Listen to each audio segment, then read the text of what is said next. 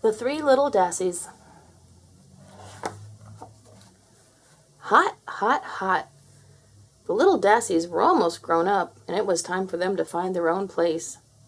Mimbi, Pimbi, and Timbi waved goodbye to Mommy, Daddy, aunties, uncles, and all their cousins, and set out for the distant mountain. "Come and visit us," they shouted. "A place cooler, a place less crowded, a place safe from big eagles."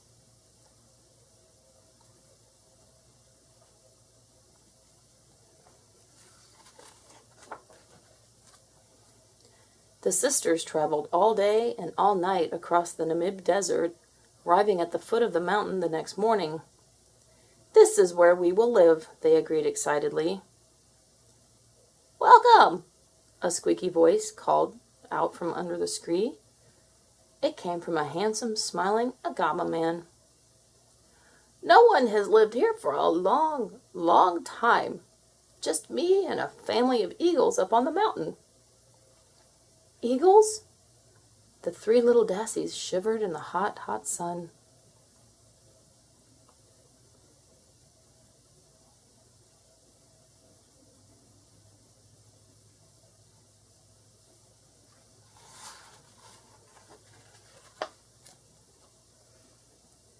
Where would they build their houses?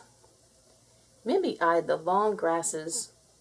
"These grasses will make a lovely cool house," she said. And she set to work cutting, twisting, braiding, and bundling. She finished in no time.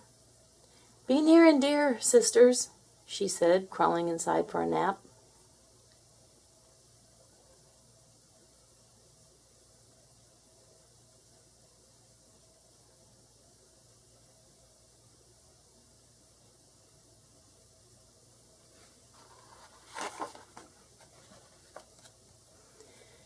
Pimbi spotted pieces of driftwood, silver from the sun, lying in the sand of the dry riverbed.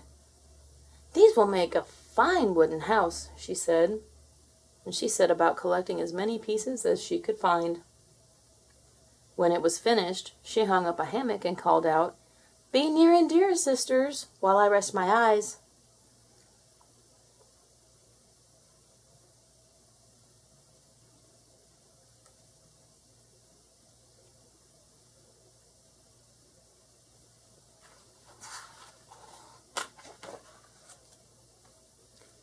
Timbi looked at the rocks all around their mountain.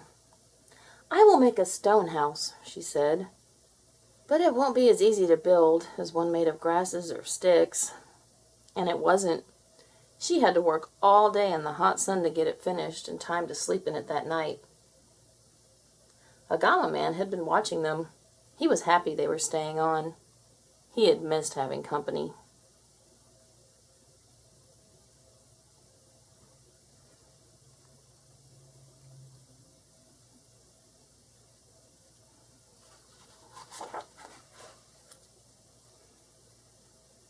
The three little Dassies slept late into the morning as the sun rose higher and higher in the sky. The big old eagle who lived up the mountain stretched his wings and flew down to look for a meal for his hungry chicks. Mimbi woke up hungry and went outside. Suddenly, a long winged shadow passed over her. "The eagle!" she cried, and hurried back into her grass house.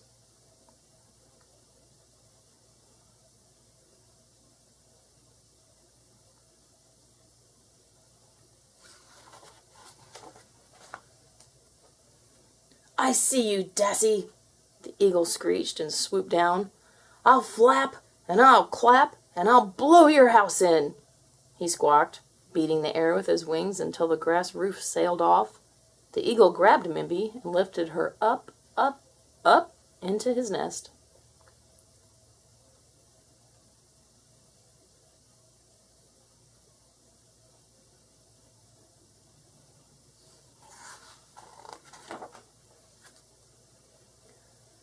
But the eagle was greedy.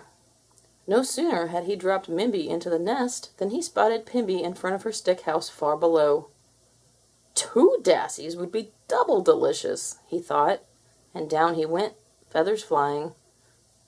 Pimbi looked up and saw him coming. She turned and ran back inside.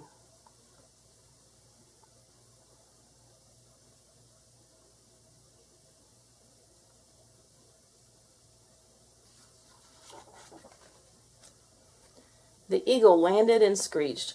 "I'll flap, and I'll clap, and I'll blow your house in," he squawked. Twigs flew, sticks rattled, until Pimbi's stick house fell apart.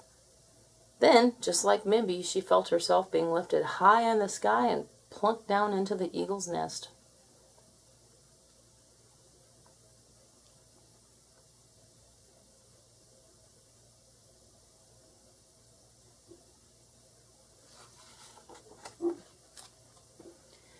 Timbi looked out to call her sisters to come for a breakfast of tasty seed porridge. But instead of a grass house and a stick house, she saw a long shadow streaking across the rocks. "I see you, Dassie! Here I come!"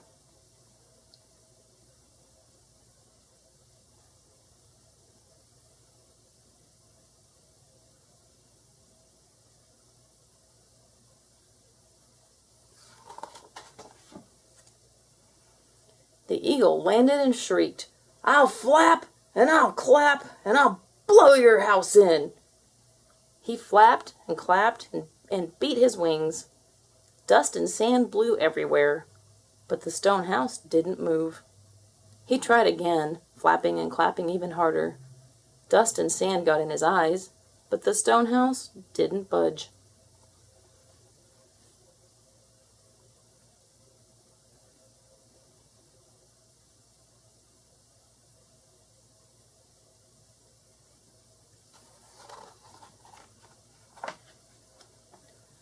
When the dust settled, the stone house was still standing, but the eagle was coughing and sneezing.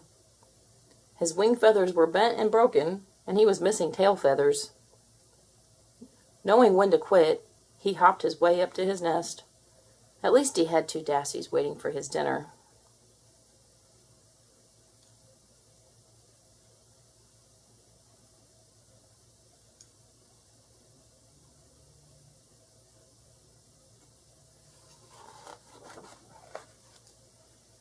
The eagle reached his nest, but the Dassies were gone. He looked down and saw them at the bottom of the mountain heading for the stone house. It was his last chance. He streaked down toward the open chimney.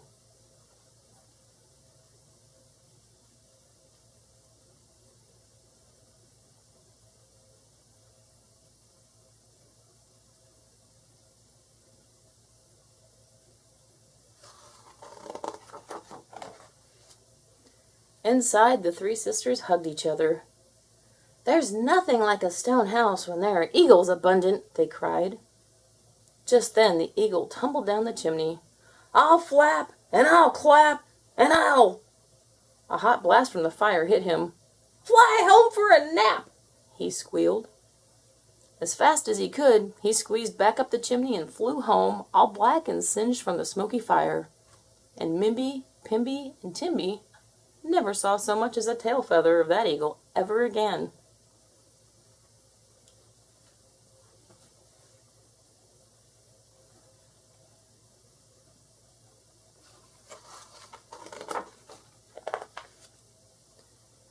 Mommy, Daddy, aunties and uncles, and all their cousins, and Agama Man too, had come to celebrate.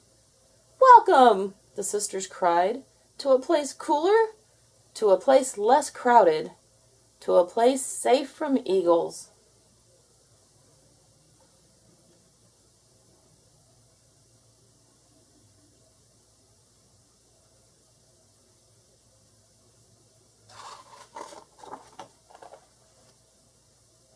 And if you travel to Namibia today, you will see Dassies living in stone houses with handsome Agama men looking out for them. As for the pesky eagles, they are easily spotted, for their feathers are as black as soot. The end. Please subscribe.